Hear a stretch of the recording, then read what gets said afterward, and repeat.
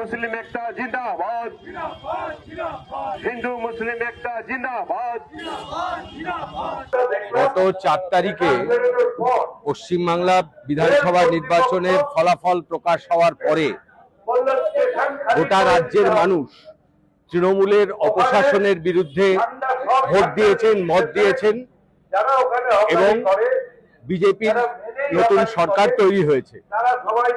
এই পটভূমিতে কলকাতার বিভিন্ন জায়গায়, বিশেষ করে এসপ্ল্যানেড অঞ্চলে এবং আমাদের বড়বাজার অঞ্চলে এই আরএসএস বিজেপির দুষ্কৃতী বাহিনীর একটা অংশ তারা এই গরিব মানুষ হকারদের উপর অত্যাচার নামিয়ে আনে।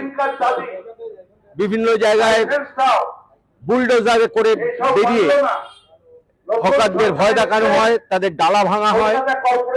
আমাদের এখানেও বড়বাজারেও ব্রেবন রোড, ক্যানিং স্ট্রিট বিভিন্ন জায়গায় হকারদের ডালায় লাথি ফাথি মারা হয়, হকারদের ভয় দেখানো হয়, বলা হয় এখানে যারা বসে তারা বসবে না, ওরা ঠিক করবে তারা বসবে।